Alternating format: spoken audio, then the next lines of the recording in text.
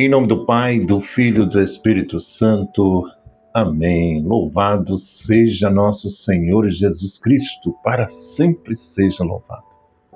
Hoje, dia de Santa Inês. Vamos ver o que esta jovem Virgem Mártir, né? Santa Inês, ou Agnes, né? Você que é Inês, conheço Inês, né? Minha amiga, Deus abençoe, né? Seu nome em grego significa pura e casta. Inês, pura e casta. Ela pertenceu a uma família romana e, segundo os costumes do seu tempo, foi cuidada por uma aia, uma babá, né, que só deixava após o casamento, né? Santa Inês tinha cerca de 12 anos quando um pretendente se aproximou dela, segundo a tradição. Ele era filho do prefeito de Roma e estava encantado pela beleza física de Inês, mas sua beleza principal ela era aquela que não passa. Qual é? A comunhão com Deus, né? Ela tinha um compromisso com a vocação. De maneira secreta, ela tinha feito uma descoberta vocacional. Era chamada a ser uma das virgens consagradas do Senhor e ela fez este compromisso. O jovem não sabia do compromisso de Inês e, diante de tantas propostas, ela sempre dizia não. Até que ele denunciou Inês para as autoridades, porque, sob o império de Diocleciano, ser cristão era correr risco de vida. A Páscoa, né? Santa Inês teve uma curta vida, mas doada somente a Deus, né? Quem renunciasse a Jesus ficava com a própria vida. Caso contrário, tornava-se mártir. Foi o que aconteceu com esta jovem, cerca de 12 ou 13 anos de idade, né? Tão conhecida e citada pelos santos padres, Santa Inês é modelo de uma pureza e a prova de fogo, pois diante das autoridades e do imperador, ela se dizia cristã. Eles começaram pelo diálogo, depois as diversas ameaças com fogo e tortura, mas em nada ela renunciava ao seu divino esposo, Jesus, até que a pegaram e levaram para um lugar em Roma próprio da prostituição, mas ela deixou claro que Jesus Cristo, seu divino esposo, não abandona os seus. De fato, ela não foi manchada pelo pecado. Eu fico pensando, né? Às vezes a gente acha que nesse mundo que nós estamos vivendo existe só nesse tempo maldade, mas olha lá atrás, né? Levaram ela para um prostíbulo, uma zona, né? Auxiliada pelo Espírito Santo, com muita sabedoria, ela permaneceu fiel ao seu voto e ao seu compromisso, até que as autoridades, vendo que não podiam vencê-la pela ignorância, mandaram então degolar a jovem cristã. Ela perdeu a cabeça, mas não o coração. Ela perdeu a cabeça, mas não o coração, né? Menina temente a Deus, que coisa bonita, né? Que ficou para sempre em Cristo. Santa Inês é representada com um cordeiro.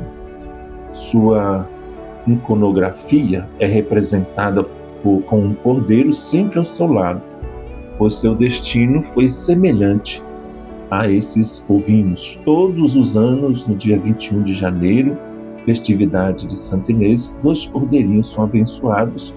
Com a lã deles, as irmãs da Sagrada Família confeccionam os sagrados palhos, espécie de estolas, né? Que o Santo Padre envia aos novos arcebispos metropolitanos. Então, olha só, o exemplo de vida desta jovem Inês, né? Temente a Deus, obediente a Deus. E o Evangelho de hoje, né? Marcos 3, de 1 a 6, está aparecendo aí na sua tela. Naquele tempo, Jesus entrou de novo na sinagoga. Havia ali um homem com a mão seca. Alguns os observavam para ver se haveria de curar em um dia de sábado, para poderem acusá-lo. Jesus disse ao homem da mão seca: levanta-te e fica aqui no meio. E perguntou-lhes: é permitido no sábado fazer o bem ou fazer o mal? Salvar uma vida ou deixá-la morrer? Mas eles nada disseram. Então Jesus olhou ao redor, cheio de ira e tristeza, porque eram duros de coração, disse ao homem: estende a mão. Ele estendeu e a mão ficou curada. Ao saírem, os fariseus, com os partidários de Herodes, imediatamente tramaram contra Jesus a maneira como haveriam de matá-lo. Palavra da salvação. Glória a vós, Senhor. Irmãos, irmãs, este evangelho é muito rico, né? Jesus, ele entrou na sinagoga e havia ali um homem com a mão seca. E alguns observavam para ver se haveria de curar em um dia de sábado para poder acusá-lo. E Jesus, cheio de sabedoria, disse ao homem da mão seca: levanta-te, fica aqui no meio. Colocou ele lá no meio. Ficou lá no meio, né? E aí ele perguntou às pessoas que estavam ali à sua volta: é permitido no sábado fazer o bem ou fazer o mal? Salvar uma vida ou deixá-la morrer? Diante da lei daquela época, era permitido fazer o bem ou fazer o mal? Salvar uma pessoa ou deixar aquela pessoa? Eles não responderam nada, mas no fundo eles pensavam assim, entre ofender, né, diante da lei do sábado, deixa esse homem morrer. Deixa ele com essa mão seca, está sempre aí nas celebrações, poderia dizer, né? Está sempre aí perturbando com essa mão seca, entendeu? Então Jesus, nada disseram. Então Jesus olhou ao redor, cheio de ira, tristeza, porque eles eram duros de coração. Meus irmãos, minhas irmãs, é triste, né, ver que esses fariseus hoje ainda estão dentro das igrejas católicas, evangélicas, duros de coração, participam da Santa Missa, comum, são catequistas, são pregadores, têm canal no YouTube, mas ainda são duros de coração. Não se deixaram tocar por Jesus.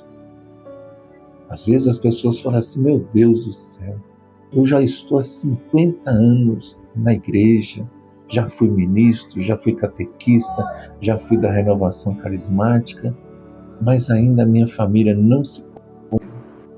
Por que será? Será que você e eu não somos duros de coração?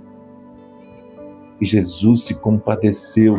Jesus então estendeu a mão e curou aquele Senhor. Curou a sua enfermidade, meu irmão. Jesus, ele se compadece. Jesus, ele olha para o sofrimento de cada um de nós. Você está sofrendo?